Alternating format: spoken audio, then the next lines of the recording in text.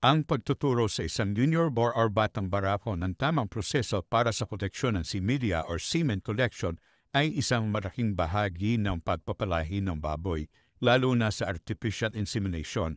Ang prosesong ito ay kailangan ng maingat na pasensyoso at may tamang kaalaman para maging ligtas ang bore at epektibo ang collection. Narito ang iblang hakbang na ititip ko sa inyo para kayo ay once na kayo ay gusto niyong gumawa ng bulugan at gusto niyong mag-AI ay may makukuhanan kayo na bulugan.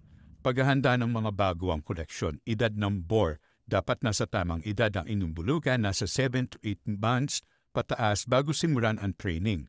Siguraduhin siya ay malusog at may magandang kondisyon sa katawan. Training area, gumamit ng damisaw artificial sa inahin o live saw na umpisa. Dapat ay malinis at may magandang grip sa sahig, non-slip at walang istorbo sa lugar. Pagdating sa kondisyon ng inyong mga bulugan, iwasan ang koleksyon kung pagod, bagong kain o may sakit ang bulugan. So pag oras ng kain at kayo naman ay naka-schedule sa pag-collect, ay huwag niyo munang pakainin ang inyong bulugan. Gawing regular ang schedule training ng halimbawa tuwing umaga, kasi kaya tuwing umaga, mas malamig po kasi yung panahon na yon at hindi hahapuin ang ating mga bulugan. Mga hakbang sa pagtuturo ng training process, week 1 to pagpapakilala. Ipakilala muna ang bore sa damisaw o tunay na saw. Halimbawa mga katropa pigs ay dalhin niyo muna yung inyong bulugan dyan sa damisaw dahil yung unang punta naman niya dyan ay hindi naman yan sasampa. Hayaan siyang amuyin, sakyan at masanay sa presensya ng dami. So hayaan yung amuyin nga yung damisaw na yan, landi-landiin niya o kaya ay rumaromansahin niya. So after nyan, sasampa din siya dyan. Then syempre, wag pilitin, kailangan ng positive experience. Sa week 3 to 4, paghihikayat sa pagsakay kapag interesado na siyang sumakay, gabayan ang kanyang posisyon kasi pagka bagong sampa siya, guys, o yung bago pa lang siya sasampa, minsan talaga hindi pa nila alam kung paano sasampa. So itatama po natin yung tamang posisyon, paano siya sasampa dyan. Hawakan ang prate pose, ari ng barako at himas-himasin ng barahan para mag-erect. So dito medyo inaanuhan namin para mag-erect yung ating bulugan.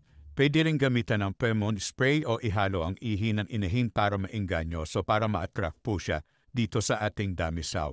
Ang semen collection, kapag matatag na ang pagsampa, ipasok ang aris na may kamay, mahigpit na hawak parang vaginal grip para tularan ang pakiramdam ng tunay na inahin. Hayaan siyang mag-ejaculate. Ang buong proseso ay tumatagal ng 5 to 10 minutes o higit pa. Mga dapat tandaan, huwag pilitin kung ayaw pa baka matroma ang bore. Iwasan ang stress, huwag maingay o magulo ang paligid. Gamitin ang reward system, pakainin siya ng paborito niyang feeds pagkatapos. Ang iba ay gumagamit ng experience bore para turuan ang bata modeling learning. Iwasan ang madalas na koleksyon 1 to 2 beses kada linggo lamang para hindi mapagod ang reproductive system. Panatilihing marinis ang ari around collection equipment para maiwasan ang infection. So mga katropa fish, yung nakikita nyo na pag-collect namin dito, ito ay nakatatlong balik na dito sa ating collection area. So hindi talaga namin sila nakukulikan pa sa unang punta lang nila. So yan nga, at after nga yan ay nung pangatlo na nila ay sumampa na siya. So makikita nyo, may tinatapon namin yung similya dahil tinitraining pa lang namin sila. So yung nakikita nyo dyan na parang sago-sago, ang tawag po natin dyan ay tapioca. So more or less, yung ating bore na yan, ang nakuha natin ay nasa 200 dahil sobrang dami nang inilabas niya.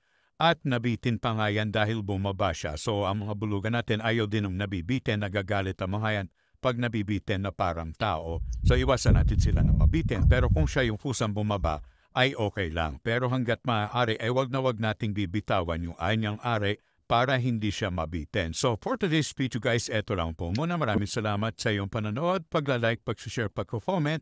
At kung di ka pa nakapollow sa page ko, i-follow mo na ako para lagi kang updated sa mga video ko. At kung umabot ka sa dulo ng video na to guys, paki-comment naman dyan sa baba para mapasalamatan kita. Happy farming po and God bless us all. Bye-bye!